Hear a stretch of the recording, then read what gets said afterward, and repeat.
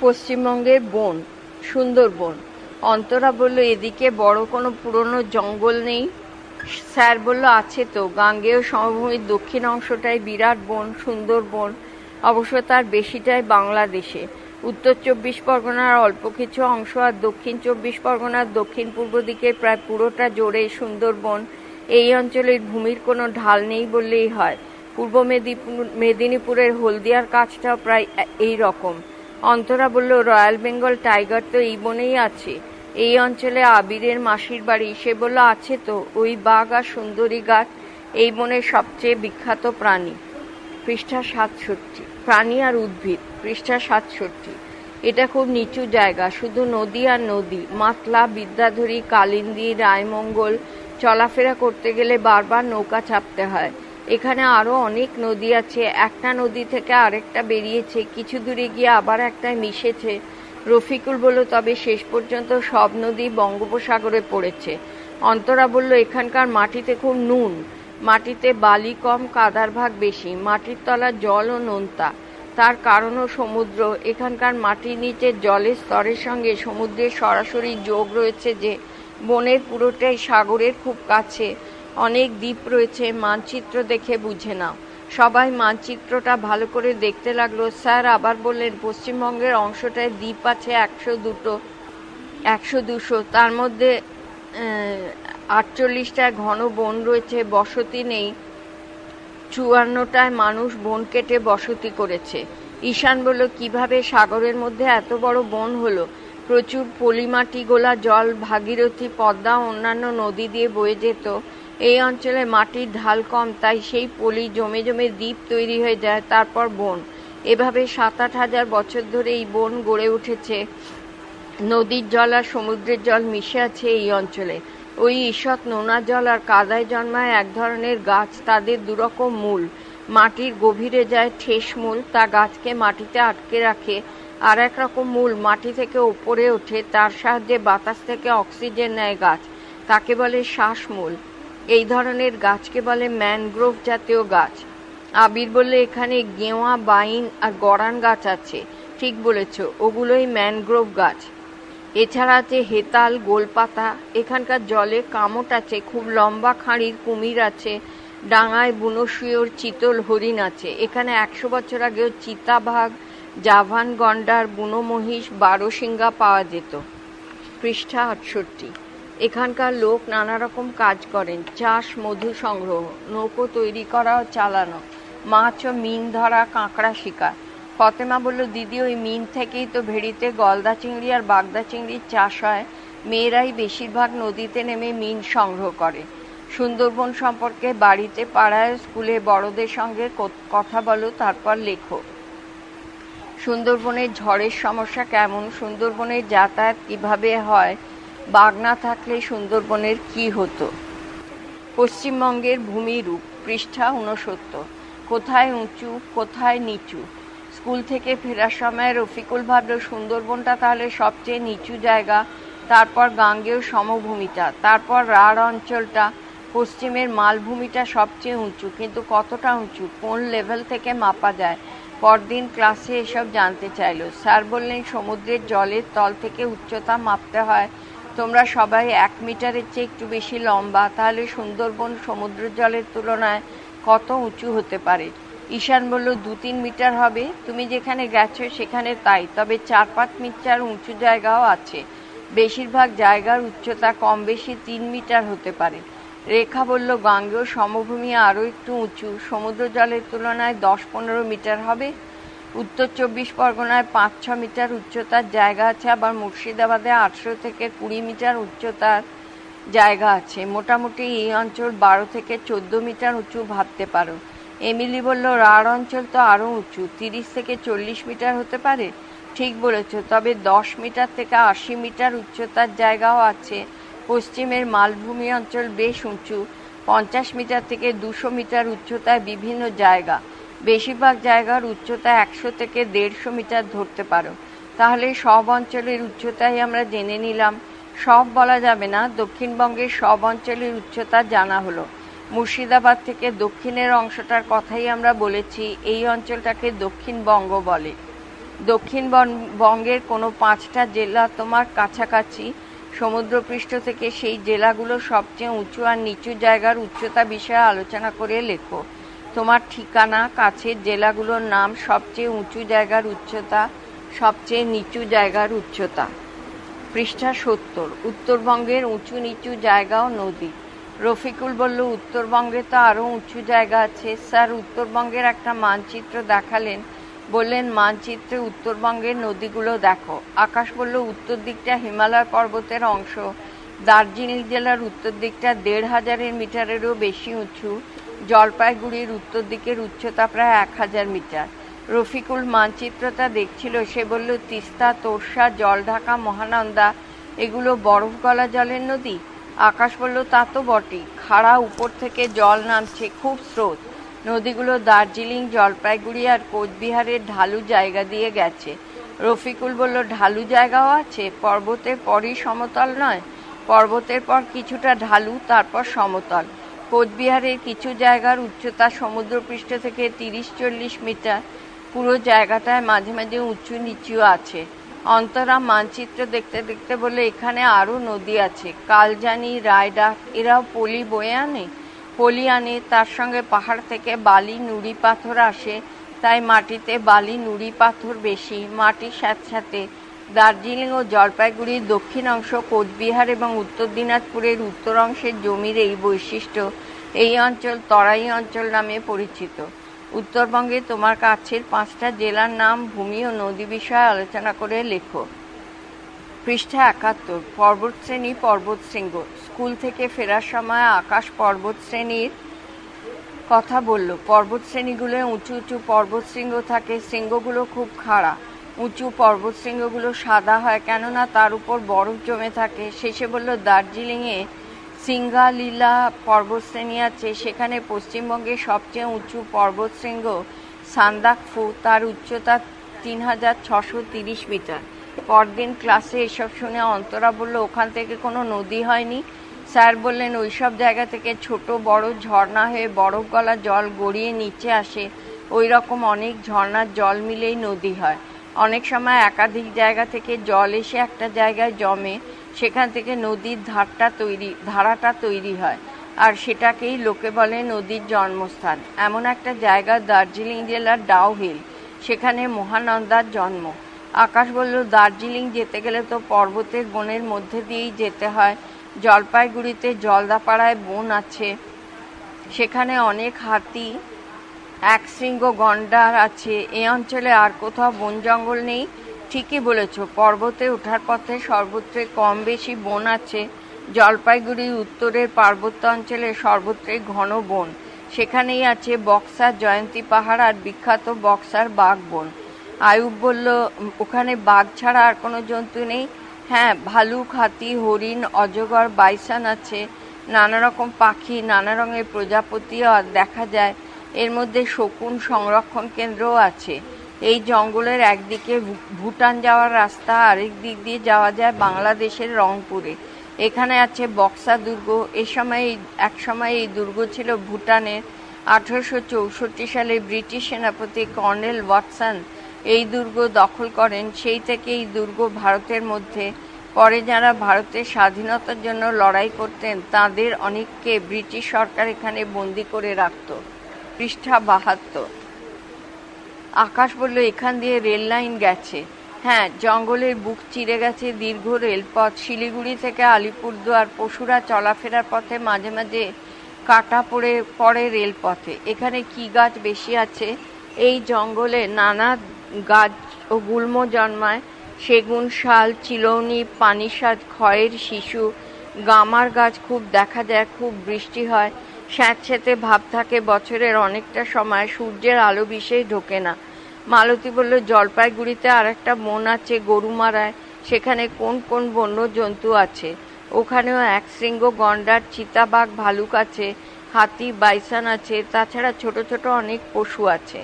উত্তরবঙ্গের বনের পশু ও গাছপালার মধ্যে কি কি তোমার দেখা, সেই বিষয়ে লেখো ও ছবি আঁকো। পৃষ্ঠা 73। উত্তরবঙ্গের নানা জায়গা। নাসিমা বলল, স্যার মালদাও তো উত্তরবঙ্গে। মালদায় ফজলি আম হয়। এক একটার ওজন 1 কেজিরও বেশি হয়। স্যার বললেন, হ্যাঁ, এই অঞ্চল ফজলি আমের জন্যই বিখ্যাত। রফিকুল মানচিত্র দেখছিল, বলল, জেলার দক্ষিণ পশ্চিমে গঙ্গা আর প্রায় মাঝখান দিয়ে গেছে মহানন্দা। এখানে কি সবটা সমভূমি? মহানন্দার পূর্ব দিকের ভূমি শক্ত অনুর্বর। এই অঞ্চলের উচ্চতা প্রায় 40-50 মিটার। মহানন্দার পশ্চিম দিকটাকে দুভাগ করেছে কালিন্দী নদী। উত্তর পশ্চিমের অংশটা বেশি নিচু, বন্যা হয়, আর দক্ষিণ পশ্চিম অংশটার ভূমি খুব উর্বর। এই অংশের উচ্চতা 15-20 মিটার।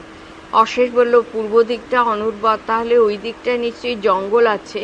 আছে, তবে খুব ঘন জঙ্গল নয়। পিপুল, নিম, তেঁতুল, জাম, বাবলা, বাঁশ এইসব গাছ আছে। ছোট ছোট বন্য পশু আছে। এছাড়া রায়গঞ্জে কুলিক নদীর পাড়ে কুলিক পাখিরালয় আছে। দক্ষিণ দিনাজপুরের ভূমি কেমন? পশ্চিম দিকটা মালদা জেলার পূর্ব দিকের লাগোয়া। এটা অনুর্বর শক্ত অঞ্চল। উচ্চতা 40-50 মিটার, তবে জেলার উত্তর অংশের ভূমি উর্বর। তার সঙ্গে রাঢ় অঞ্চলের ভূমির মিল আছে। ওই অঞ্চলের উচ্চতা 25-30 মিটার। তোমার কাছাকাছি অঞ্চলের ভূমি, বন, নদীর সঙ্গে পশ্চিমবঙ্গের অন্য কোন অঞ্চলের মিল তা লেখো। মিলের বিষয় তোমার বাড়ির কাছাকাছি অঞ্চলের বৈশিষ্ট্য, যে অঞ্চলের সঙ্গে মিল তার নাম ও মিলের ধরন। মিলের বিষয় হচ্ছে ভূমির উচ্চতা, ভূমির ধরন, ভূমির উর্বরতা, স্থানীয় নদী, স্থানীয় বন। পশ্চিমবঙ্গের জেলা সদর। পশ্চিমবঙ্গের বিভিন্ন জেলার সদর শহর। পৃষ্ঠা 75। সবাই জানে পশ্চিমবঙ্গের সবচেয়ে বড় শহর কলকাতা, রাজ্যের রাজধানী। এছাড়া আর বড় শহর কি কি? কোন শহরে কি আছে? স্যার বললেন, তোমরাই বলো, উত্তরবঙ্গ থেকে শুরু করো। অনেকেই জেলা সদরগুলোর নাম জানে, মানচিত্রে বারবার দেখেছে। কোনটায় বিশেষ কি আছে তাও কিছু কিছু জানে। তারা যা বলল স্যার বোর্ডে তা লিখলেন। আরও কিছু কথা স্যার নিজেই লিখে দিলেন। তারপর বললেন, বাকিটার জন্য মানচিত্র দেখবে, নিজেরা আলোচনা করবে, বাড়িতে বা পাড়ায় যারা জানেন তাদের সঙ্গেও কথা বলবে, তারপর লিখবে। জেলা শহর ও জেলার নাম। দার্জিলিং জেলা। জেলার কোন দিকে, কোন অঞ্চলে। শহরের বিশেষ বিশেষ বৈশিষ্ট্য পড়ো। আরও কিছু জানতে পারলে লেখো। ম্যাল, চিড়িয়াখানা, রোপওয়ে, টয় ট্রেন, চা বাগান, ঘুম, টাইগার হিলের জন্য বিখ্যাত। বরফে ঢাকা কাঞ্চনজঙ্ঘা পর্বত দেখা যায়। জলপাইগুড়ি জেলা। তিস্তা ও করলা নদীর তীরবর্তী শহর। জেলা হাসপাতাল, ফার্মেসি, কলেজ আছে। কোচবিহার জেলা। তোরসার পূর্ব তীরে অবস্থিত। পূর্বতন মহারাজের প্রাসাদ, মদনমোহন মন্দির ইত্যাদি দর্শনীয় জায়গা আছে। রায়গঞ্জ উত্তর দিনাজপুর জেলা। কলেজ, জেলা হাসপাতাল, পাখিরালয় আছে। বালুরঘাট দক্ষিণ দিনাজপুর জেলা। আত্রেই নদীর পূর্ব পাশে অবস্থিত। কলেজ, বিদ্যালয়, আইন কলেজ আছে। প্রান্তিক স্টেশন, বিভিন্ন কৃষি পণ্যের বাণিজ্য কেন্দ্র। ইংলিশ বাজার মালদা জেলা। মহানন্দা নদীর তীরে অবস্থিত। আমের শহর। বিশ্ববিদ্যালয়, college, engineering college, medical college ও হাসপাতাল, পলিটেকনিক কলেজ আছে। পৃষ্ঠা 76। বহরমপুর মুর্শিদাবাদ জেলা। ভাগীরথীর তীরে অবস্থিত। রেশম শিল্প, পিতলের বাসন তৈরির জন্য বিখ্যাত। সিউড়ি বীরভূম জেলা। তাঁত ও সিল্কের কাপড় তৈরি হয়। এখান থেকে 12 কিলোমিটার দূরে বক্রেশ্বর তাপ বিদ্যুৎ কেন্দ্র অবস্থিত। কৃষ্ণনগর নদিয়া জেলা। ডিগ্রি কলেজ, প্রাইভেট পলিটেকনিক ও প্রাইভেট ইঞ্জিনিয়ারিং কলেজ আছে। মাটির পুতুল ও সরপুরিয়া বিখ্যাত। বর্ধমান জেলা। বিশ্ববিদ্যালয়, ডিগ্রি কলেজ, মেডিকেল কলেজ আছে। সীতাভোগ ও মিহিদানা বিখ্যাত। বাঁকুড়া জেলা। টেরাকোটা শিল্পের জন্য বিখ্যাত। Medical college, engineering college, degree college আছে। পুরুলিয়া জেলা। আগের নাম মানভূম। কলেজ ও বিখ্যাত স্কুল আছে। মেদিনীপুর পশ্চিম মেদিনীপুর জেলা। কংসাবতীর তীরে অবস্থিত। বিশ্ববিদ্যালয়, মেডিকেল কলেজ, ডিগ্রি কলেজ আছে। তমলুক পূর্ব মেদিনীপুর জেলা। আদি নাম তাম্রলিপ্ত। রূপনারায়ণ নদীর তীরে অবস্থিত। পান, ধান, কলা, ফুল ও ইলিশ মাছের বাণিজ্য কেন্দ্র। ডিগ্রি কলেজ আছে। হাওড়া জেলা। হুগলি নদীর তীরে অবস্থিত। বিশ্ববিদ্যালয়, কলেজ আছে। Burn Standard company, Shalimar paints, ছাঁট লোহার কারখানা আছে। চুঁচুড়া হুগলি জেলা। হুগলি নদীর তীরে জিটি রোডের দুপাশে শহর, ইঞ্জিনিয়ারিং কলেজ, ডিগ্রি কলেজ ও নানা দর্শনীয় জায়গা আছে। বারাসত উত্তর 24 পরগনা জেলা, বিশ্ববিদ্যালয়, ইঞ্জিনিয়ারিং কলেজ, ডিগ্রি কলেজ আছে, বিভিন্ন কৃষি পণ্যের বাণিজ্য কেন্দ্র। আলিপুর দক্ষিণ 24 পরগনা জেলা, চিড়িয়াখানা, জাতীয় পাঠাগার, টাঁকশাল, বিশ্ববিদ্যালয়, হাসপাতাল, আবহাওয়া অফিস আছে। কলকাতা জেলা, হুগলি নদীর তীরে অবস্থিত, রাজ্যের রাজধানী শহর, একাধিক বিশ্ববিদ্যালয়, medical college, Raj Bhavan, museum, Eden উদ্যান, ফোর্ট উইলিয়াম, পাতাল রেল, বন্দর, বিমানবন্দর আছে। পৃষ্ঠা 77। আরও শহর নগরের কথা।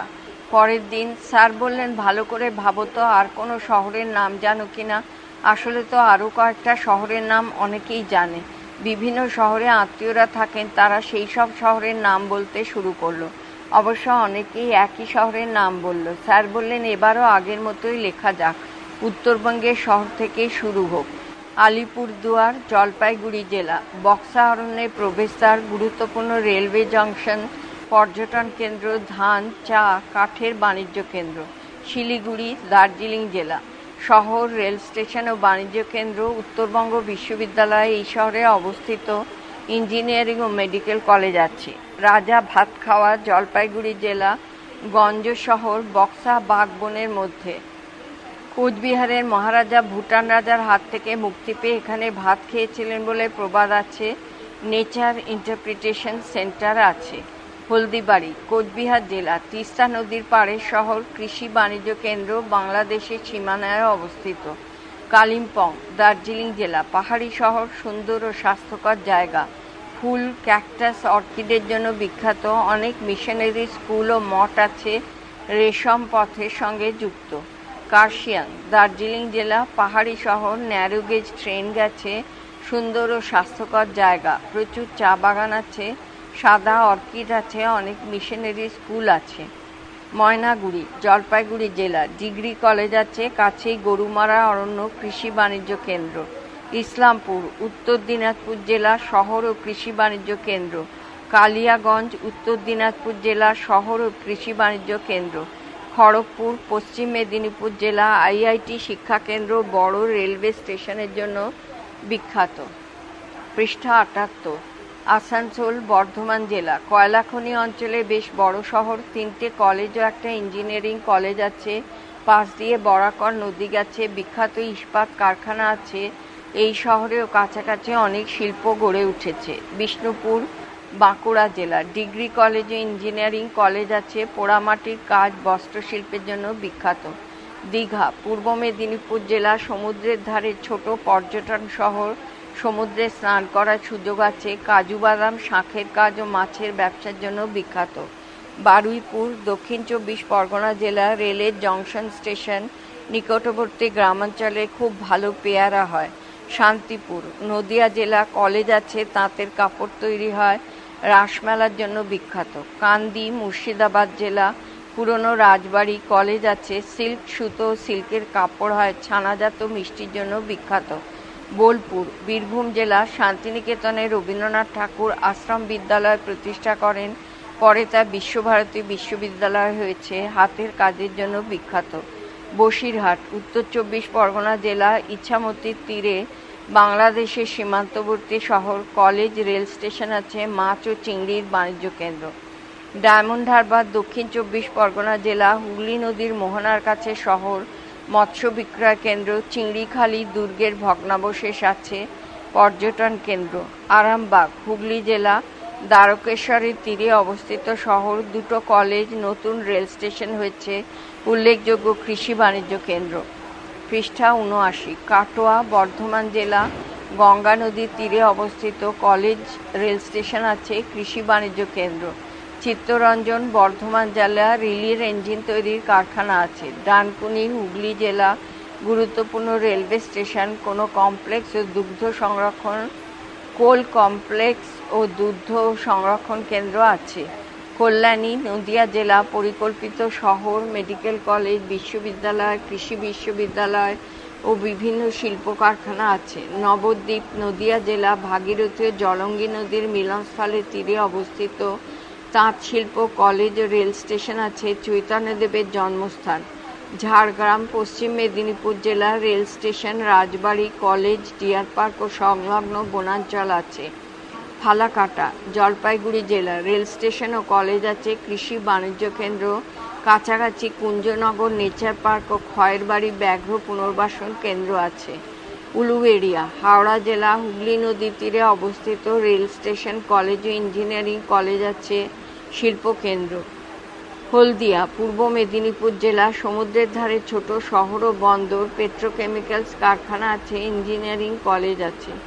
কাঁথি পূর্ব মেদিনীপুর জেলা, কৃষি ও মৎস্য বাণিজ্য কেন্দ্র, রেলওয়ে স্টেশন আছে, সমুদ্রের কাছাকাছি অবস্থিত। তারকেশ্বর হুগলি জেলা, আলু চাষের অঞ্চলে অবস্থিত শহর, হিমঘর ও উল্লেখযোগ্য কৃষি বাণিজ্য কেন্দ্র হিসাবে বিখ্যাত। শহরের আরও কথা, এর মধ্যে অনেকেরই আরও অনেক শহরের কথা মনে পড়লো, তা নিয়ে সবাই বন্ধুদের সঙ্গে আলোচনা করলো। পরদিন জগৎ বলল আরও কয়েকটা শহরের কথা মনে পড়েছে।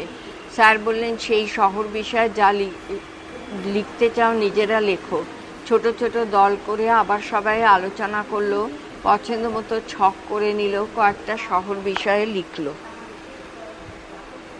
পশ্চিমবঙ্গের পরিবেশ ও সম্পদ, সম্পদ সৃষ্টির উপাদান। পরিবেশ ও সম্পদ, নানা জায়গার প্রকৃতির নানা সম্পদ। পৃষ্ঠা 81। ফুলমণির বাবার বন্ধু মৃগেন মুর্মু অনেক দূরে থাকেন। বাবার সঙ্গে ফুলমণি সেখানে বেড়াতে গেল। সে আগে কখনো গ্রাম ছেড়ে দূরে যায়নি, এমন দৃশ্যও আগে দেখেনি। রাস্তার পাশে দাঁড়ালে যত দূর দেখা যায় শুধু সবুজ ধান গাছ। ফুলমণি বাবাকে বলল, আমাদের ওদিকে এমন ধান হয় না কেন? বাবা বলল, আমাদের লাল মাটি, জল দাঁড়ায় না, চাষ হয় না, মাটি যেখানে যেমন। এখানে জমির ঢাল খুব কম, তাই জল দাঁড়ায়, সব জমিতেই ধান হয়।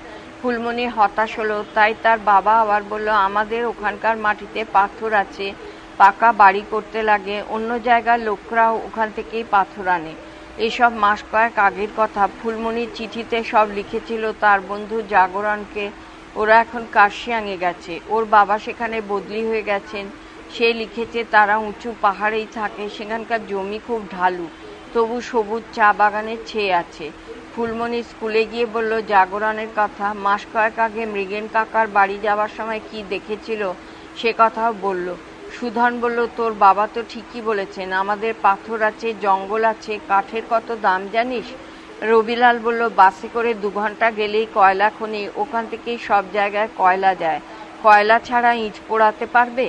স্যার, বিদ্যুৎ তৈরি করতেও তো কয়লা লাগে। এতক্ষণ ওদের কথা শুনছিলেন স্যার, হেসে বলল, লাগে তো, প্রকৃতির সম্পদ এক এক জায়গায় এক এক রকম। পৃষ্ঠা 82। তোমাদের কাছাকাছি এলাকায় প্রকৃতির কি কি সম্পদ আছে তা নিয়ে আলোচনা করে লেখো। প্রকৃতি ও মানুষ মিলে তৈরি করে সম্পদ। পরদিন ক্লাসে সম্পদ নিয়ে আবার কথা শুরু হলো। দিদি বললেন, মানুষের স্বাস্থ্য একটা সম্পদ, তা আছে বলেই পরিশ্রম করতে পারে। বুদ্ধি আর একটা সম্পদ, আর প্রকৃতিতে ছড়িয়ে আছে আরও অনেক সম্পদ। সেসব নিয়ে নিজের স্বাস্থ্য বুদ্ধি কাজে লাগিয়ে আরও অনেক সম্পদ তৈরিও করছে মানুষ। ডমরু বলল, যেমন মাটি আর কয়লা দিয়ে করেছে ইট, তা দিয়ে করেছে পাকা বাড়ি। ময়ূরাং বলল, একজন মানুষের বুদ্ধি নয় কিন্তু। রান্নার কথাটা ধর, প্রথমে তো রাঁধতই না, জ্বলন্ত কাঠের আগুনে ঝলসে খেত। পরে কেউ বুদ্ধি করে মাটির কড়া করলো, তারপর হাঁড়ি, এখন কত কি হয়েছে, স্টিলের বাসন, প্রেসার কুকার, আরও কত কি। মথন বলল, উনুনই কত রকম। আগে মাটিতে গর্ত করে কাঠের উনুন হতো, তারপর আঁচের উনুন, গ্যাসের উনুন, অনেক রকম ইলেকট্রিকের উনুনও হয়েছে। 83 পাতা। লক্ষ্মীমণি বলল, কত হাজার বছর ধরে হয়েছে বলতো এগুলো? কত মানুষের বুদ্ধি কাজে লেগেছে ভেবে দেখতো। স্যার বললেন, একজন বুদ্ধি করে কিছু করত, আরেকজন তা শিখত, তারপর বুদ্ধি করে আরেকটু ভালো কিছু করার চেষ্টা করত। এভাবে অনেক মানুষের বুদ্ধি যোগ হয়েছে। ফুলমণি বলল, এটাই তো মানুষের বড় সম্পদ। এভাবে যোগ না হলে একার বুদ্ধিতে বেশি দূর এগোনো যায় না। তুমি যেসব সম্পদ ব্যবহার করছো তার মধ্যে কি কি অনেক মানুষ মিলে তৈরি করেছে তা নিয়ে আলোচনা করে লেখো। মানুষের তৈরি সম্পদের নাম, ওই সম্পদ কি কি দিয়ে তৈরি, সম্পদটা কি কি কাজে লাগে। পৃষ্ঠা 84। লেখা নেই কাগজে, আছে শুধু মগজে। 2 দিন পরে স্কুলে এসে শ্যামল একটা ঘটনার কথা বলল। খেলতে গিয়ে তার পা কেটে গেছিল। মাঠের পাশে হারুন মিয়ার বাড়ি, উনি গাছপাতার ওষুধ জানেন, তাই শ্যামল ছুটে গিয়েছিল তার কাছে। উনি প্রথমে কাঁটাটা ভালো করে দেখেন, তারপর বাগান থেকে দুরকম পাতা এনে তার রস লাগিয়ে দেন। কিছুটা ছেঁচা পাতা দিয়ে আঙুলটা মুড়ে দেন, আর একটা পরিষ্কার সাদা কাপড় জড়িয়ে বেঁধে দেন। পরদিন সকালে শ্যামল দেখে যে আঙুলটায় ব্যথা নেই, কাঁটাটা দেখা যাচ্ছে, তবে সেটা শুকানোর মুখে। বিকেলে ঠাকুরদাকে সে ঘটনাটা বলে। ঠাকুরদা বলেন যে হারুনের বাবাও ওই রকম ওষুধের কথা জানতেন, ওষুধ দিয়েছেন তাকেও। সবাই বুঝলে যে হারুন মিয়া ওষুধ গাছগুলো চিনেছিলেন তার বাবার কাছ থেকে, তার বাবা হয়তো চিনেছিলেন তার বাবার কাছ থেকে। কোনো বইতে ওই গাছের কথা নাও থাকতে পারে। তাই মথন বলল, আমরা সবাই মিলে ওনার কাছে যাব, গাছটা চিনে নেব। ইমদাদ বলেন, যেতে পারিস, কিন্তু উনি সহজে বলবেন না। আমার দূর সম্পর্কে দাদা হন তো, আমি জানি। স্যার বললেন, তা হতে পারে। এসব জ্ঞান সাধারণত পারিবারিক সম্পদ, বাবা মায়ের কাছ থেকে ছেলে মেয়েরা শেখে। না না, ওর ছেলে শহরে ডাক্তারি পড়ছে, তাকেও বলেননি। সে নাকি এসব ব্যাপার জানতেও চায় না। মথন বললে, তাহলে তো উনি মারা গেলে কেউ জানতেও পারবে না, সেটাই তো চিন্তার বিষয়। হীরামণি বলল, আমার দিদিমা খুব সুন্দর বড়ি দেয়, খুব ভালো স্বাদ হয়, কিন্তু কিভাবে অত ভালো হয় তা বলে না। রবিলাল তার ঠাকুরমার নকশাটা কাঁথা বানানোর কথা বলল। ফুলমণি বলল তার দাদু সুন্দর ঝুড়ি বানানোর কথা। পৃষ্ঠা 85। তোমাদের বা বড়দের পরিচিত কার এমন জ্ঞান আছে, খোঁজ নিয়ে আলোচনা করে লেখো। জ্ঞানের সংক্ষিপ্ত বর্ণনা, যার জ্ঞান, তার নাম ও পরিচয়, কিভাবে ওই জ্ঞান কাজে লেগেছিল, এ বিষয়ে তোমার মন্তব্য। জ্ঞান আর উৎসব। নানা রকম জ্ঞান নিয়ে কথা হচ্ছিল। ময়ূরাং বলল, কাকা সুন্দর বাঁশি বাজায়, তোর সামনেই বাজাবে, কিন্তু বাজানো দেখলেই বাঁশি সুর শুনলেই শিখতে পারবি না। ফুলবনি বলল, নাচ গানও তাই, আমার পিসির মতো নাচতে পারে কজন। দেখো তো সবাই সবাই মিলে আমরা যে নাচ গান করি, সবাই মিলে আমরা যে নাচ গান করি, সেটাই কি কম সুন্দর নাকি? ওদের এসব কথা শুনে স্যার খুব খুশি হলেন। বললেন, এই কারণেই সবাই মিলে উৎসব করা দরকার। এমনি করতে করতে কেউ কেউ এক একটা কাজ খুব ভালো শিখবে। এটা হচ্ছে সংস্কৃতির ইতিহাস।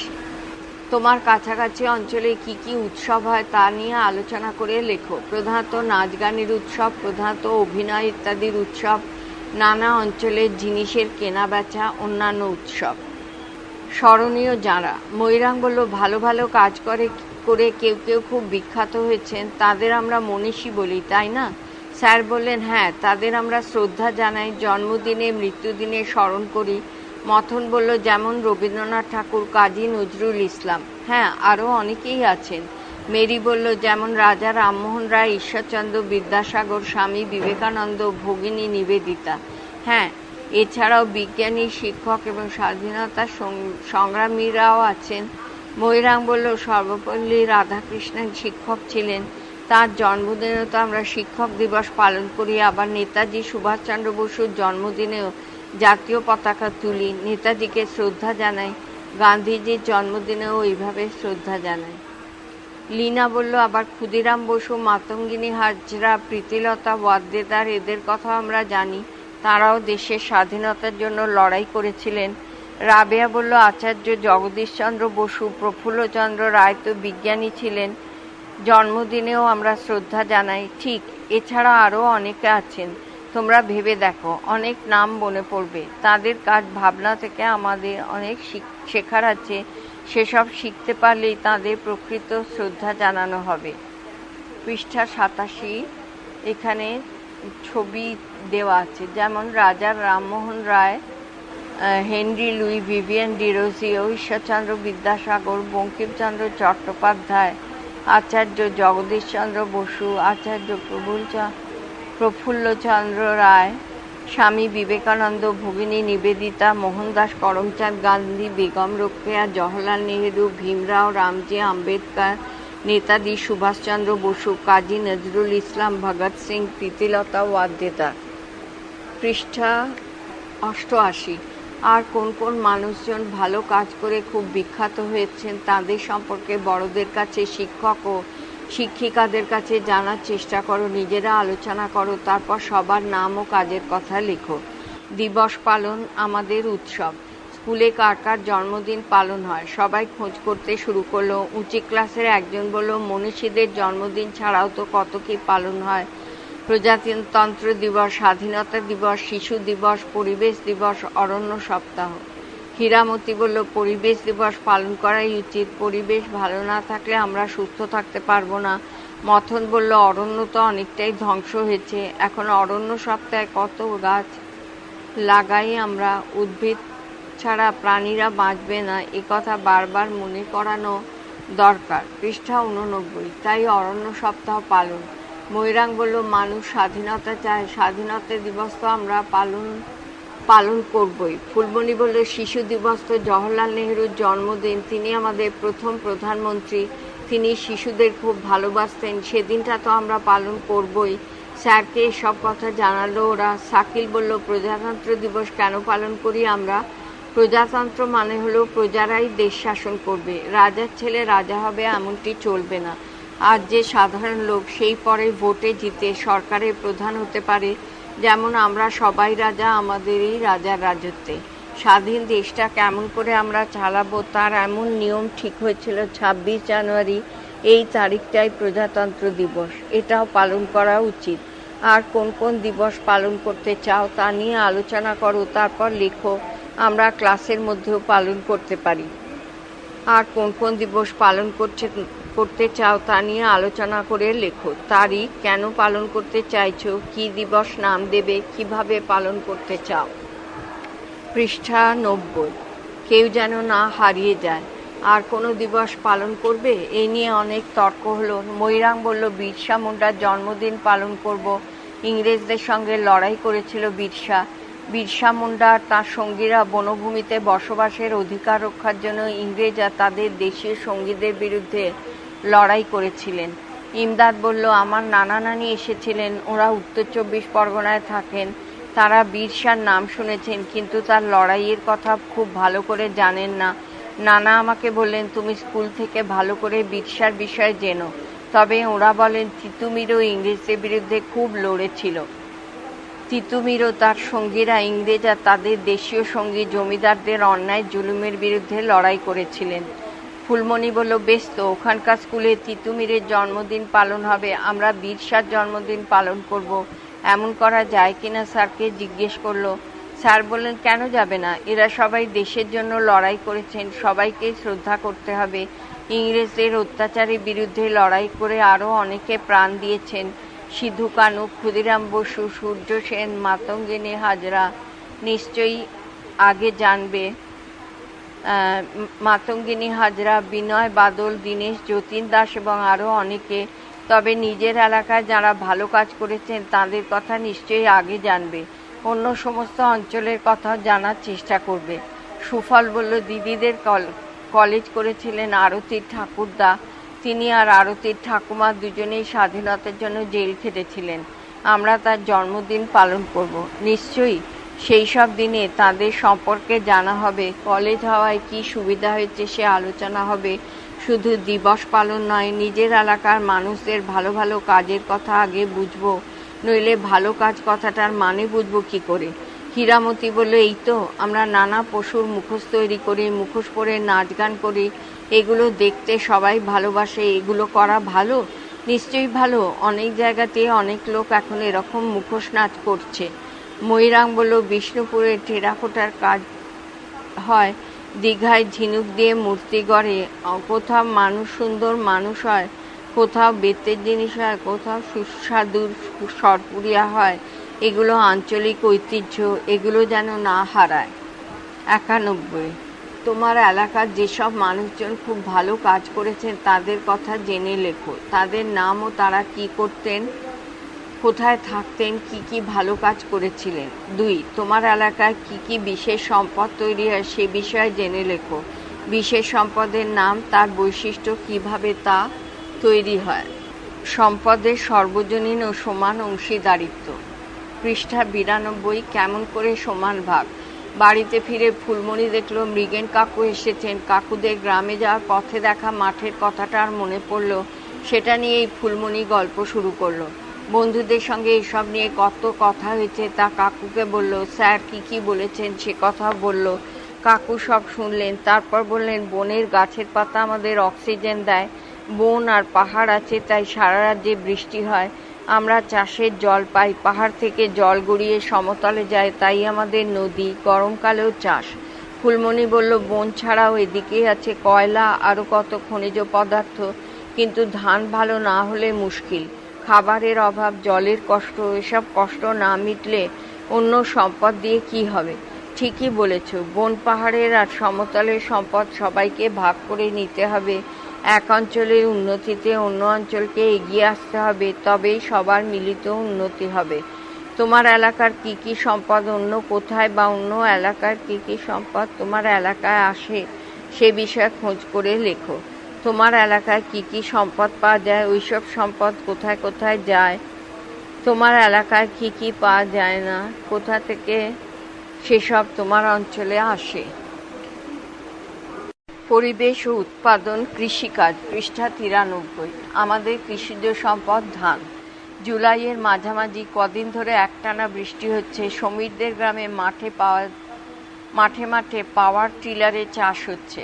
সমীরের বাবা কাকা সারাদিন মাঠে ব্যস্ত, পাওয়ার টিলার দিয়ে লোকের জমিতে চাষ করে বেড়াচ্ছেন। দিদি আর সমীর টিফিন কৌটোয় করে ভাত নিয়ে গেল মাঠে। কোনো জমিতে চাষ হয়ে গেছে, ধান রোয়া হয়ে গেছে, কোথাও আবার পাওয়ার টিলার চলছে। খানিক পরে বাড়ি ফিরল ওরা। ঠাকুমাকে সামনে পেয়ে সমীর বলল, এবারও ধান কাটার সময় সেই বড় মেশিনটা আসবে? ঠাকুমা হাসতে হাসতে বললেন, এখন তো জমি চষা আর ধান রোয়ার কাজ, ধান হবে তবে তো কাটা ঝাড়া। পরদিন স্কুলেও ওই মেশিনটার কথা উঠল। ছেলেমেয়েরা ধান কাটা মেশিন নিয়ে খুব কথা বলতে লাগলো। তাদের কথা শেষ হলে দিদি বললেন, ওটা ধান কাটা ঝাড়ার খুব আধুনিক যন্ত্র, ওটার নাম হারভেস্টার। সুবীর নামটা বোঝেনি, তাই আর একবার জানতে চাইল নামটা। দিদি বললেন, ওটা দিয়ে কি করা হয়? ধান কাটা, খড় থেকে ধান আলাদা করা, এক জায়গায় জড়ো করা, সব এক মেশিনে হয়। এই কাজগুলোকে একসঙ্গে ইংরেজিতে বলে হারভেস্টিং, তাই ওই যন্ত্রটার নাম হারভেস্টার। তৃপ্তি বলল, যে চাষ করে তাকে তো ইংরেজিতে টিলার বলে, তাহলে জমি চষার যন্ত্রকে পাওয়ার টিলার বলে কেন? আকবর বলল, পাওয়ার মানে কি? ক্ষমতা, বেশি তাড়াতাড়ি কাজ করার ক্ষমতা, ওটা তো তাড়াতাড়ি জমি চষে, তাই ওটার নাম পাওয়ার টিলার। দিদি হেসে বললেন, এই তো বেশ বলেছ। কেয়া বলল, জানেন দিদি, সমীরের ঠাকুমা গাঁয়ে প্রথম পাওয়ার টিলার এনেছিলেন, আবার গত বছর হারভেস্টার আনালেন। পৃষ্ঠা 94। মানুষে টানা লাঙল। দিদি কেয়ার কথাটা বুঝতে পারলেন না, বললেন, তার মানে? এবার সমীর নিজেই বলল, ঠাকুরদা যখন মারা যান তখন বাবার বয়স আমার মতো। ঠাকুমা ব্যাংক থেকে টাকা ধার নিয়ে পাওয়ার টিলার কিনেছিলেন। আর হারভেস্টারের ব্যাপারটা? ঠাকুমা বোধহয় কাগজে ওটার ছবি দেখেছিলেন, তারপর মোবাইলে কথা বলে সব ঠিক করলেন। শহর থেকে বাবা ওটা ভাড়া করে আনলেন। গতবার এখানে অনেকের ধান কাটা ঝাড়া হলো। শহর থেকে তো ভাড়া করেই আনলেন, তাতে তোমাদের কি লাভ হলো? সমীরের আগে কেয়া উত্তর দিল, আনলেন তো মাসিক ভাড়ায়, এখানে ঘন্টা হিসাবে ভাড়ায় খাটালেন মেশিন। ওর ঠাকুমার খুব বুদ্ধি। দিদিমণি একটু ভাবলেন, তারপর বললেন, চাষের কাজ কিন্তু মেয়েদের বুদ্ধিতেই শুরু হয়েছিল। পুরুষরা শিকার করত, বনের ফল পাতা আনতে যেত, ঘর সামলাতো মেয়েরা। তার মধ্যেই তারা দেখলো কিভাবে বীজ থেকে গাছ হয়। ভাবলো তাহলে গাছ লাগিয়ে যত্ন করে বড় করি, তা থেকে খাওয়ার শস্য পাওয়া যাবে। তারপর কি হলো? সহজে খাবার শস্য পাওয়া গেল। তারপর দেখা গেল ভালো করে মাটি খুঁড়ে চাষ করলে বেশি শস্য হয়। তারপর হলো কাঠের লাঙল, মানুষই চেপে ধরতো, অন্য একজন টানতো। তারপর একসময় মানুষ বুঝলো যে গরু, মহিষ, ঘোড়াদের দিয়ে কাজটা করানো যাবে, তাদের খড় খাইয়ে রাখা যাবে, নিজেরা শস্য পাবে। নানা যুগে চাষের নানা কাজে যন্ত্রপাতি, মানুষ ও পশুর নানা রকম ভূমিকা ছিল। এ বিষয়ে বড়দের কাছ থেকে জেনেও নিজেরা আলোচনা করে লেখো। কাজ অনেককাল আগে, ঠাকুমা দিদিমার যুগে, ইদানিংকালে মাটি আলগা করা, মাটি সমান করা, বীজ বা চারা বোনা, ঘাস ও আগাছা তোলা, ফসল খাবার মতো করা। সার আর কীটনাশক। পৃষ্ঠা 95। কাঠের লাঙল মানুষই চেপে ধরত, অন্য একজন টানত। অবাক হওয়ার কথা, তবে অবিশ্বাস করল না কেউ। প্রথমেই কি করে গরুকে কাজে লাগাবে, কোন জন্তু পোষ মানবে তা বুঝতে তো সময় লাগবেই। ইমরান বলল, আচ্ছা তখন সার দিত জমিতে পোকা মারার বিষ? দীপা বলল, গোবর সার হয়তো ছিল। গোবর দিলে যে ফলন বাড়বে তা কি করে জানবে? গরু দিয়ে লাঙল টানাতে গিয়েই বুঝে থাকবে। হয়তো গরুরা কোথাও বিশ্রাম নিত, পরে সেখানে চাষ করা হলো, খুব ভালো ফলন হলো, তাতেই লোক বুঝলো গোবর থেকে সার হবে। দিদিকে এসব ভাবনার কথা বলল সবাই মিলে। দিদি বললেন, এমন তো হতেই পারে, তবে অন্য অনেক রকমও হতে পারে। আসলে নানা জায়গায় নানা রকম হয়েছিল। এই কথাটা বুঝতে পারলো না কেয়া। বলল, নানা জায়গায় নানা রকম মানে? ধরো এটা একটা নদীর ধার, এখানে 200-400 লোক থাকে, তারা সব দিকে 2-3 কিলোমিটার জায়গার জঙ্গল কেটে চাষ করে, তারপর বন, আর কোথাও মানুষ আছে তা তারা জানে না। বুঝেছি, হয়তো 20-30 কিলোমিটার বনের পরে আর একদল মানুষ আছে, তারাও ওই রকম খানিকটা জায়গা চাষ করে, কিন্তু অন্যরা কি করে তা জানে না। দীপা বলল, হয়তো একদল মানুষ অনেক কিছু শিখে গেল, অন্যরা কিছুই শিখলো না, এমনও তো হতে পারে। ঠিক তাই, প্রথম যুগে একই বিষয় নানাভাবে শিখেছে মানুষ। সার কীটনাশকের ব্যবহারের বিষয়ে কথাটা সত্যি। কি কীটনাশক ছিল তখন, সেগুলোই তো ফিরে আসছে। আগে কীটনাশক হিসাবে নিম পাতা ব্যবহার করা হতো। তোমাদের কাছাকাছি এলাকায় নানা যুগে চাষের জন্য কি সার ও কীটনাশক ব্যবহার করা হয়েছে তা বড়দের কাছে জেনেও নিজেরা আলোচনা করে লেখো। চাষে ব্যবহৃত সার কীটনাশক অনেককাল আগে ঠাকুমা দিদিমার যুগে, ইদানিংকালে। পৃষ্ঠা 96। চালের দাম 4 গুণ। বড়দের জিজ্ঞেস করে সবাই অনেক কিছু জানলো। 40-50 বছর আগে এখানে রাসায়নিক সার আর কীটনাশকের ব্যবহার বাড়া শুরু হয়। 20-25 বছর আগে পর্যন্ত তা খুব বাড়ছিল, তারপর আর অত বাড়ছিল না। ইদানিং সেটা হয়তো কমতে শুরু করেছে। এখন নাকি বেশি সার দিয়েও ফলন বাড়ছে না। অনেকেই জৈব সারের দিকে ঝুঁকেছেন, প্রাকৃতিক কীটনাশক খুঁজছেন। শুধু রাসায়নিক সার দিলে ভবিষ্যতে জমি নাকি মোটে ফসল দেবে না। বেশি রাসায়নিক কীটনাশক ব্যবহার করলে জমির বন্ধু পোকারাও মরে যাবে, মৌমাছি, রেশম পোকার মতো অর্থকরী পোকারাও হারিয়ে যাবে। কিন্তু সার আর কীটনাশক ব্যবহার অত বেড়েছিল কেন তা নিয়ে মতিনের নানি বললেন, 1966 সাল, আমরা তখন ছোট। 2 বছরে চালের দাম 4 গুণ হয়ে গেল। 1 টাকা 4 আনা থেকে 5 টাকা। টাকা দিলেও চাল পাওয়া যায় না, যাবে কি করে? ফসল কম, লোক বেশি। বছর কয়েক এমন চলল। এক জায়গার চাল অন্য জায়গায় যাবে না, ভাত নেই। রেশনের জব, মাইলো আর ভুট্টা খাও। আমাদের কি ভাত না হলে ভালো লাগে? তারপর নতুন বীজ এলো, নতুন নতুন সার, পোকা মারার নতুন নতুন বিষ। ডিপ টিউবওয়েল বসলো। গরমের সময় ধান চাষ শুরু হলো। ছোট ছোট ধান গাছ, 3-4 মাসে ধান পেকে যায়, ফলনও বেশি। বছরে 2-3 বার ধান চাষ হলো। এভাবে 4-5 বছর চলার পর চালের আকাল কাটলো। দিদিকে সব বলল সবাই। দিদি বললেন, সার কীটনাশক ব্যবহার কিভাবে বাড়লো তা তো শুনেছ। কিছু কিছু অব্যবহৃত জমিও কাজে লাগানো শুরু হলো। এভাবে আমরা মোটামুটিভাবে খাদ্যে স্বয়ংভর হলাম। এই ঘটনাকে ভারতের সবুজ বিপ্লব বলা হয়। 1990 সালের কাছাকাছি সময় পর্যন্ত খাদ্যের উৎপাদনও বাড়তে থাকে। তারপর তাড়াহুড়ো করে উৎপাদন বাড়ানোর কুফল বোঝা শুরু হয়। মিনা বলল, বেশি রাসায়নিক সার ব্যবহারের ফলে জমির উর্বরতা কমে যায়। বিকাশ বলল, রাসায়নিক কীটনাশক ব্যবহার করলেও জমির ক্ষতি হয়। 97। হ্যাঁ, মাটির নিচে জল তোলার সমস্যাও ফুটে উঠল। অনেক ডিপ টিউবওয়েল থেকে জল ওঠা বন্ধ হয়ে গেল।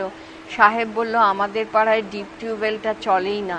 তাই নতুন ভাবনা এলো, জৈব সার, অণুজীব সার, জৈব কীটনাশকের ব্যবহার, নানা ধরনের বীজ ব্যবহার, বৃষ্টির জল জমিয়ে রেখে পরে ব্যবহার করা।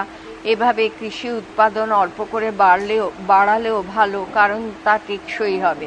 তোমাদের এলাকার বিভিন্ন ঋতুতে চাষের জলের ব্যবহার নিয়ে কি দেখছো আলোচনা করো, তারপর লেখো।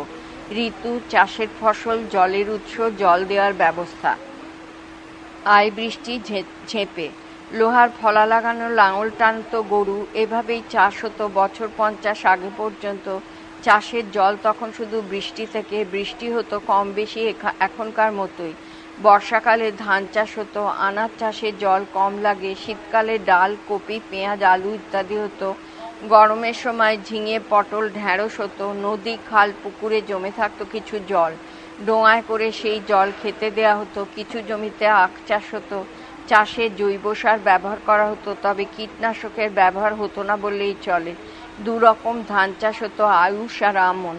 আউশে একটু কম জল লাগে। আউশ ধানের গাছ একটু ছোট, একটু উঁচু জমিতে আউশ ধানের চাষ, তুলনায় নিচু জমিতে আমন ধানের চাষ। আমনের গাছ বড়। আমন ধানের মতো কিছু মোটা ধান ছিল, সেগুলোর গাছ খুব লম্বা হতো। চেরা বাঁশ দিয়ে তৈরি করা হতো ফাঁকা ফাঁকা একটা ধান ঝাড়ন। ধান সমেত খড় তার উপর পেটানো হতো, তাতে ধান আর খড় আলাদা হতো। এই কাজটাকে বলা হতো ধান ঝাড়া। পৃষ্ঠা ৯৮। খড় জড়িয়ে মোটা দড়ি করা যায়, বাঁশের কাঠামোর ওপর ওই রকম দড়ি জড়িয়ে ঘর করা যায়। এভাবে তৈরি হতো ধান রাখার গোলা। খড়ের ছাউনি থাকতো গোলায়। বেশিরভাগ জমিতে ধান চাষ একবারই হতো। কিছু ক্ষেত্রে আগে আউশ ধান চাষ করে নেওয়া হতো, তারপর আমন ধান চাষও হতো। কিছু জমিতে গ্রীষ্মে পাট চাষ করা হতো। পাট উঠে গেলে তারপর আমন ধান চাষ করা হতো। পাহাড়ি অঞ্চলে সিঁড়ির মতো জমি তৈরি করে চাষ হতো। ওইভাবে চাষ করাকে বলে ধাপ চাষ। তবে ধানের চাষ কম হতো। নানা রকমের শাক, আনাজ, গম, ভুট্টা, আলু হতো। দার্জিলিংয়ের উঁচু ও ঢালু জমিতে বন কেটে অনেক চা বাগান গড়ে উঠেছিল। ঢালু কাঁকুড়ে মাটিতে বর্ষাকালে আউশ ধান হতো। এছাড়া ডাল, ভুট্টা, বাদাম ইত্যাদিরও চাষ হতো। বিভিন্ন ঋতুতে তোমার এলাকার কৃষি উৎপাদন বিষয়ে নানাজনের সঙ্গে কথা বলে নিজেরা আলোচনা করে লেখো। কি জাতীয় উৎপন্ন দ্রব্য? দানা শস্য জাতীয়, ডাল, আনাজ জাতীয়, ফুল, ফল, অন্যান্য। উৎপন্ন দ্রব্যের নাম কোন ঋতুতে উৎপন্ন হয়? পৃষ্ঠা ৯৯। ওরে বৃষ্টি দূরে যা। স্বপ্নার কাকা দার্জিলিং জেলার একটা চা বাগানে কাজ করেন। ২ বছর পর হাওড়ায় বাড়িতে ফিরেছেন। স্বপ্নারা ঘিরে ধরল, ওখানকার কথা বলতে হবে। কাকা বললেন, ওখানে খুব বৃষ্টি, সারা বছর মিলে এখানকার দ্বিগুণ হবে, কিন্তু জল দাঁড়ায় না, পাহাড়ের ঢাল তো, জল নেমে যায়। আব্দুল বলল, চাষ হয় কিভাবে?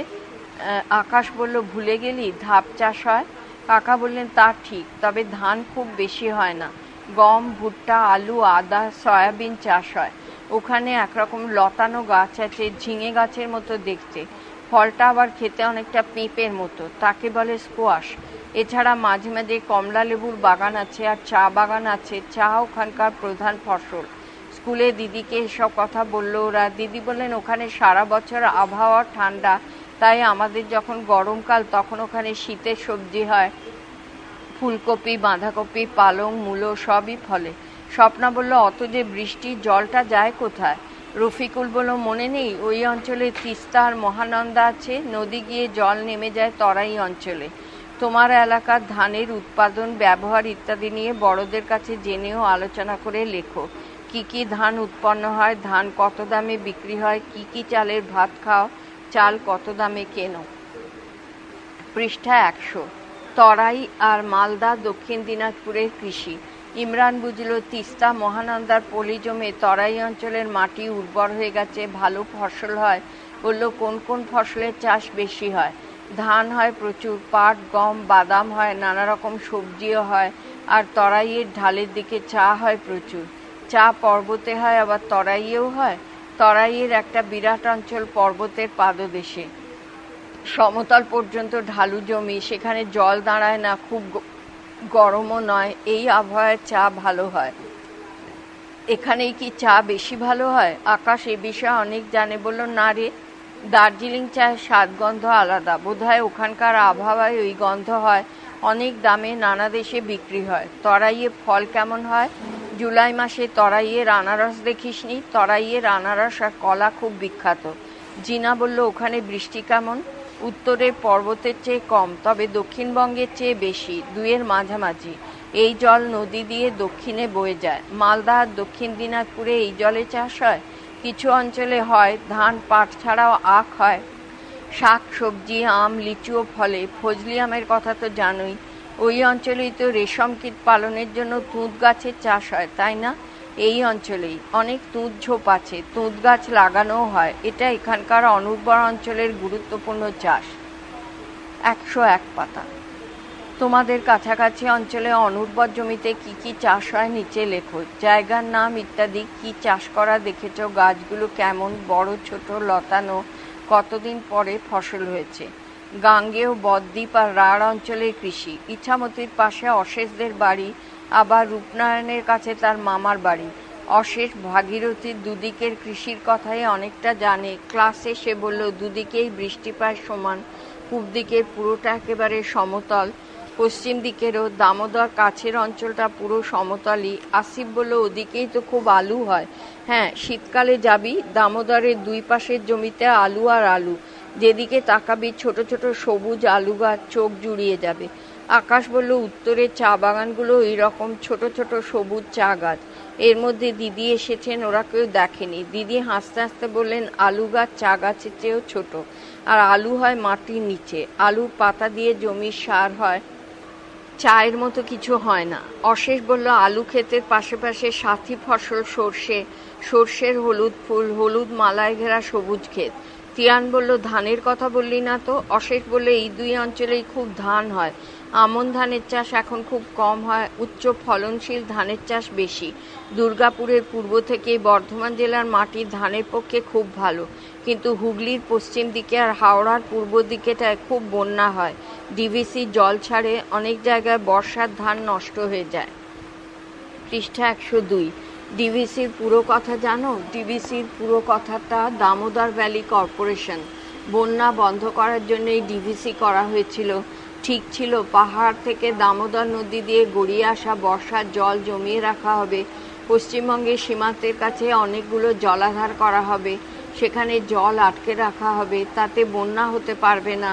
পরে সেই জল অল্প অল্প করে ছাড়া হবে, তাতে এই অঞ্চল সারা বছর চাষ করার জল পাবে। কিন্তু তা তো হয়নি। বন্যা হয়, ডিভিসি জল ছাড়ে, আর 24 ঘন্টার মধ্যে সেই জল চলে আসে, খুব বন্যা হয়। যতগুলো জলাধার করার কথা ছিল ততগুলো করা সম্ভব হয়নি, তাই বর্ষার জল পুরোটা আটকে রাখা যায় না। ফলে বর্ষাকালেই অনেক জল ছাড়তে হয়, বন্যা হয়, পরেও চাষের জন্য যথেষ্ট জল পাওয়া যায় না। ফসল মানচিত্র। সবিতা জানতে চাইল এইসব অঞ্চলে শাকসবজির চাষ কেমন হয়। অশেষ বলল হয় দুদিকেই, তবে কিছুটা কম বেশি আছে। গঙ্গার পূব দিকে সব জায়গাতেই অনেক সবজি চাষ, পশ্চিম দিকেও কয়েক কিলোমিটার খুব সবজি চাষ হয়। দামোদর আর মুন্ডেশ্বরীর দুপাশেও প্রচুর সবজি হয়, তবে ওদিকটায় নদী থেকে দূরে গেলে সবজি চাষ একটু কম। সবজি ক্ষেতগুলো দেখতেও খুব সুন্দর হয়, পাশাপাশি অনেক রকম থাকে তো, ঝিঙে, পটল, বেগুন, ঢেঁড়স থাকে, নানা রকমের ফুল, ধান পাটও থাকে, দেখতে সুন্দর লাগে। পৃষ্ঠা 103। আমাদের বাড়ির পিছনে তো চাষের ক্ষেত, একদিন গুনে দেখি 12 রকম জিনিসের চাষ হয়েছে। আমি ক্ষেতটার একটা মানচিত্র এঁকেছি, সেটাই এখন দেখো, একদিন যাবি ওই ক্ষেতটা দেখে আসবি। এবারে অশেষ ওদের বাড়ির পিছনের ক্ষেতের ফসল মানচিত্র দেখালো। তারপর বলল অনেকজনের জমি, যার যা খুশি চাষ করেন। শীতকালেও অনেক সবজি চাষ হয়, সে তো হবে। ক্ষেতের কিছু গাছ সারা বছরের, যেমন পেঁপে, সেগুলো রয়ে যায়। অন্যগুলো তো 5-6 মাসের গাছ, সেগুলো মরে গেলে আবার শীতকালে শাকসবজি লাগানো হয়। পৃষ্ঠা 104। পানের চাষ, ফুলের চাষ। ইতু জানতে চাইলে এইসব অঞ্চলে ফল হয়, ফলের বাগান আছে? দিদিমণি বললেন পশ্চিম দিকটা একটু কম হয়, তবে দুদিকেই এখন অনেক জায়গায় ফলের বাগান হয়েছে। আম বাগান, কলা বাগান, কোথাও আবার একই বাগানে আম, লিচু, বাতাবি, কাঁঠাল সব গাছ হয়। অশেষ বলল গঙ্গার পূর্ব দিকের মতো আম বাগান পশ্চিম দিকে দেখিনি। ঠিকই বলেছ, মালদা, মুর্শিদাবাদ, নদিয়া, উত্তর 24 পরগনার মতো আম বাগান অন্যত্র নেই। খুঁটি, তরমুজ হয়, পান, সুপারি, নারকেল সব জায়গায় হয়। বেশি পলির ওপর বেশি ভালো হয়। দক্ষিণের দিকে নারকেল, সুপারি বেশি হয়। নানা রকম ফুল অনেক জায়গায় হয়, তবে শহরে তো ফুলের বাজার, তাই শহরের কাছাকাছি অঞ্চলে ফুলের চাষ বেশি হয়। কি কি চাষ করা দেখেছো সে বিষয়ে লেখো। জায়গার নাম, ফসল, ফুল, ফলের নাম, গাছগুলো কত উঁচু হয়, গাছ লাগানোর কতদিন পর ফসল, ফুল, ফল হয়, কি কি সার ও কীটনাশক ব্যবহার করা হয়েছে। পৃষ্ঠা 105। পশ্চিমের পাহাড়ি লাল মাটির কৃষি। দক্ষিণবঙ্গের পশ্চিম সীমা বরাবর কাঁকুড়ের লাল মাটির অঞ্চল, এখানে বৃষ্টি কম হয়। পূর্ব দক্ষিণে সমতলের মোট বৃষ্টিপাতের প্রায় 4 ভাগের প্রায় 3 অংশ বৃষ্টির জল গড়িয়ে পূর্ব দক্ষিণে চলেও যায়। মটর, অড়হর, মসুর, বিউলি, বরবটি, শিম ইত্যাদি চাষে জল কম লাগে। ভুট্টার মতো শস্য ও বাদাম চাষেও তাই। এখানে প্রধানত ওইসবের চাষ হয়। তাছাড়া আতা, মুসাম্বি, লেবু, আম, বেল ইত্যাদি ফল ভালো হয়। শাকসবজি চাষও হয়। আগে ধান চাষ হতো খুব কম, আজকাল ধান চাষ কিছুটা বেড়েছে। মানুষ উঁচু জায়গার মাটি কেটে ঢালের দিকে ফেলছে, এভাবে ছোট ছোট চাষের জমি হচ্ছে। তারপর চারপাশে আল দিলে বর্ষার জল আটকে যাচ্ছে। ওই জমিতে বর্ষাকালে উচ্চ ফলনশীল ধান চাষ হচ্ছে। ক্লাসে এসে দিদিমণি নিজেই সব বলে দিলেন। শুনে আকাশ বলল, উত্তরের পর্বতেও এইভাবে চাষের জমি বানায়। দিদিমণি বললেন, হ্যাঁ, পদ্ধতিটা একই, তবে সেখানে ভূমির ঢাল অনেক বেশি, তাই চাষের জমিগুলো আরও ছোট হয়। সেখানে বৃষ্টি অনেক বেশি হয়, তবে দু জায়গাতেই চাষ করতে অনেক সার লাগে। ধান, মটর, অড়হর, বরবটি, শিম, ভুট্টা, বাদাম, আতা, বেল এগুলোর কোন অংশ আমরা খাই? খাদ্য অংশগুলোর নাম লেখো। গাছের বাক্যে অংশের কি ব্যবহার হয় তা লেখো। পৃষ্ঠা 106। পৃষ্ঠা 106। দক্ষিণের নোনা জমির কৃষি ও মাছ চাষ। সমুদ্রের খুব কাছে, মাটিতে নুন বেশি, কৃষির পক্ষে ভালো নয়। এই অঞ্চলের কথা আবির অনেক জানে। সে বললে, এই অঞ্চলে কিন্তু বেশ বৃষ্টি হয়। পাশের সমতল অঞ্চলের চেয়েও একটু বেশি। ধান চাষও হয়। স্যার বললেন, আগে দেশি আমন ধান চাষ হতো। মোটা ধান, লম্বা খড়। জমিতে জল জমে থাকলে এই ধরনের ধান চাষ করার সুবিধা হয়, তবে এই ধানের বিঘা প্রতি ফলন একটু কম। এখন কয়েকটা উচ্চ ফলনশীল ধানের চাষ বেশি হয়। আবির বলল, এদিকে খুব নারকোল হয়, অন্য ফলের গাছও আছে, সবেদা হয়। বারুইপুরের পেয়ারা বিখ্যাত, তরমুজ আর পানও বিখ্যাত। এই অঞ্চলে লঙ্কা, সূর্যমুখী, ভুট্টা, খেসারি এসবের চাষও হয়। শাকসবজি যথেষ্টই হয়। দীঘার দিকটায় খুব কাজু বাদাম চাষ হয়। ফতেমা বলল, এখানকার অনেক লোক জমিতে চাষ করেন না, ভেড়ি করেন। ভেড়িতে জল আটকে মাছ চাষ করেন। আবির বলল, ভেড়ির মাছ খেতে ভালো। পার্শে, ট্যাংরা, ভেটকি, পাবদা, নানা রকম মাছ, বাগদা, গলদা, কত রকম চিংড়ি, রুই, মৃগেল, কাতলা, সরপুঁটিও হয়। এই অঞ্চলের বহু মানুষ সমুদ্রেও মাছ ধরেন। নৌকা করে সমুদ্রে চলে যান। মাছ ধরতে যাওয়ার ট্রলারও আছে। সার্ডিন, ইলিশ, নানা রকম চাঁদা, ভোলা, লোটে এইসব মাছ ধরেন। তৃষার মামার বাড়ি হলদিয়ার কাছে। সে বলল, হলদিয়া দীঘারও অনেকে সমুদ্রে মাছ ধরতে যান। ঠিক বলেছ, ওগুলোও বঙ্গোপসাগরের উপকূলে সব জায়গা থেকেই মানুষ সমুদ্রে মাছ ধরতে যান। পৃষ্ঠা 107। মাছের ছবি আর নাম দেওয়া আছে। পৃষ্ঠা 108। অনেক রকম মাছ। অ্যালিসরা বাজার থেকে মাছ কেনে। ও ভাবত সব মাছ বুঝি পুকুরে, তাই ভেড়ির মাছের কথায় অবাক হয়ে গেল। বলল, মাছ তো পুকুরে হয়। রুবি বলল, পুকুরে তো হয়ই, নদীতে, খাল, বিলে, এমনকি নালা নর্দমাতেও মাছ হয়।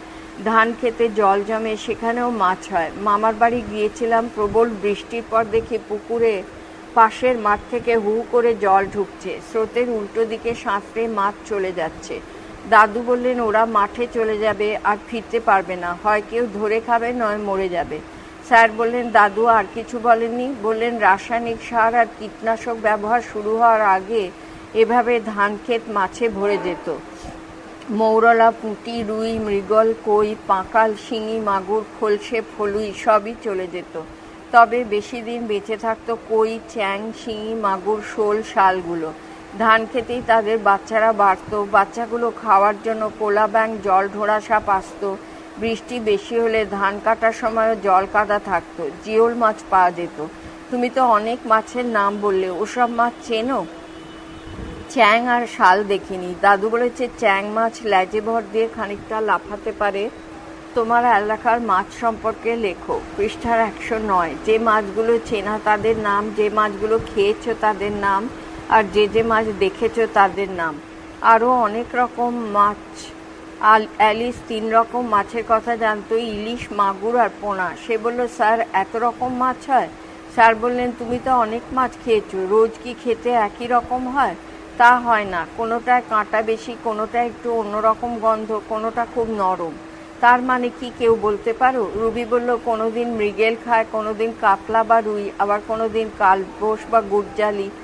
বাহ, দাদুর কাছে অনেক শিখেছ তো। এবার অ্যালিস বলল, স্যার, এখন থেকে মাঝে মাঝে বাবার সঙ্গে বাজারে যাব, তারপর কবে কি মাছ খাচ্ছি তা লিখব, এভাবে শিখে নেব। রুবি বলল, কিন্তু সরপুঁটি হয়তো আর খেতে পাবি না। এমন কথা কেন বলছো? সরপুঁটি তো খুব কমে গেছে, বাবা বলে মাসে 1-2 দিন পাওয়া যায়। ঠিকই, সরপুঁটি প্রায় নিশ্চিহ্ন হওয়ার মুখে। বাবা বলছিল আগে ন্যাদোষ, খরশুলা মাছ খুব পাওয়া যেত, এগুলো সবই খুব কমে গেছে। তোমরা যখন আমাদের মতো বড় হবে তখন হয়তো আর মোটে থাকবে না। মনসুর বলল, কিভাবে ওইসব মাছ টিকিয়ে রাখা যায়? পৃষ্ঠা 110।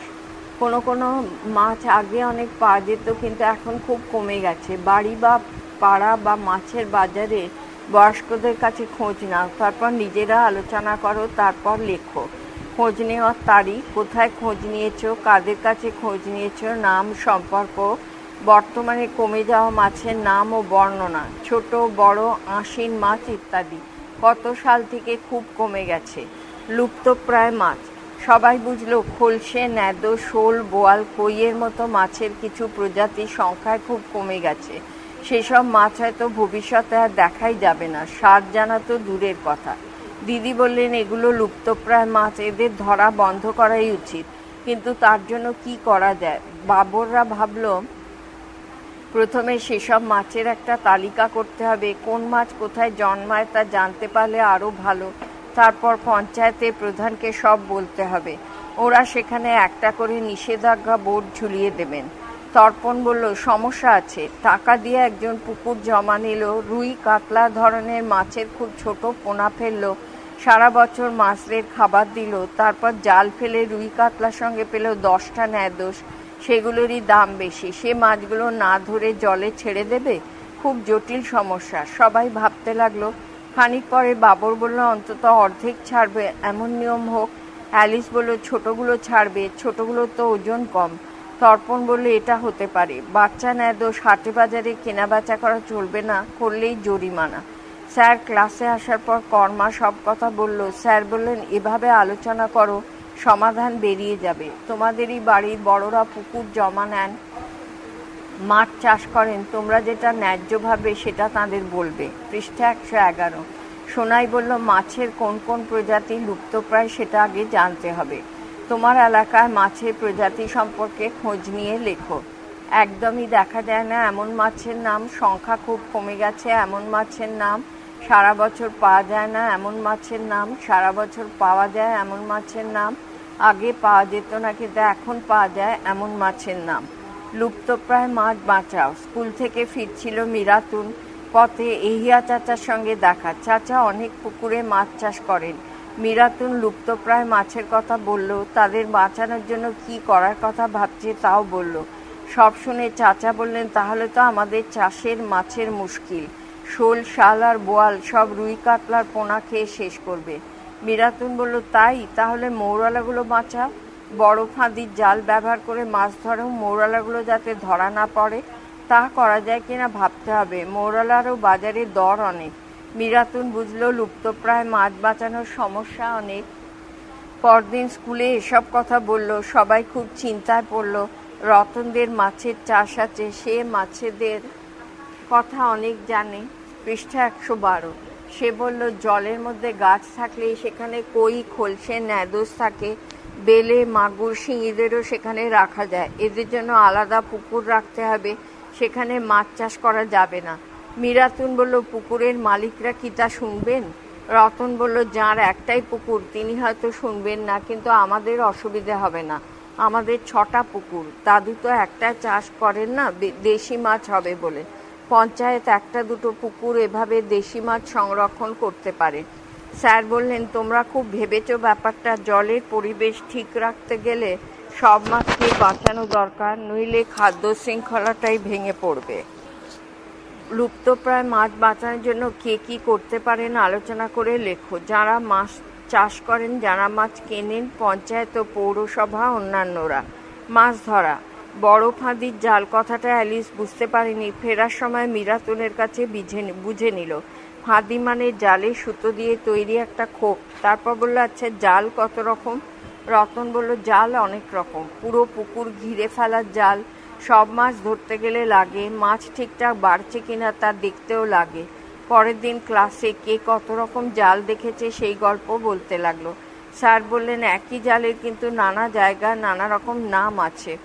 জাল ছাড়া আর কি দিয়ে মাছ ধরে? বাঁশের শলা দিয়ে তৈরি কিছু দেখনি? স্রোতের মুখে পেতে রাখে। আয়ুব বলল, বাক্সের মতো, মাছ ঢুকতে পারে বেরোতে পারে না, আমরা বলি ঘুনি। পৃষ্ঠা 113। রুবি বলল, এছাড়া পোলো আছে, মাছের চারপাশ ঘিরে ফেলতে হয়, তারপর হাত ঢুকিয়ে ধরতে হয়। উৎপল বলল, আমাদের ঠাকুরদার আবার ছিপ দিয়ে মাছ ধরার নেশা। হ্যাঁ, মাছ ধরার নানা রকম ব্যবস্থা করেছে মানুষ, কিছু কিছু অনেক আগে বানিয়েছে। কৃষিকাজ শেখার আগে থেকে মানুষ মাছ ধরছে। বয়স্কদের সঙ্গে কথা বলে মাছ ধরার আরও অনেক কায়দা কৌশল জানতে পারবে। সবাই শুনলো আর ভাবতে লাগলো। একটু পরে বিশ্বজিৎ বলল, স্যার, লুপ্তপ্রায় মাছ ধরতে দেওয়া ঠিক নয়। আয়ুব বলল, অন্য লুপ্তপ্রায় প্রাণী শিকার করা নিষেধ, লুপ্তপ্রায় মাছ শিকারও নিষেধ করা উচিত। এটা তোমার মতামত, সবাই মিলে আলোচনা করো। তোমাদের সবার মিলিত মতই হবে ভবিষ্যৎ পৃথিবীর মতো। পৃষ্ঠা 114। এখানে ছবির কাজ আছে। পৃষ্ঠা 100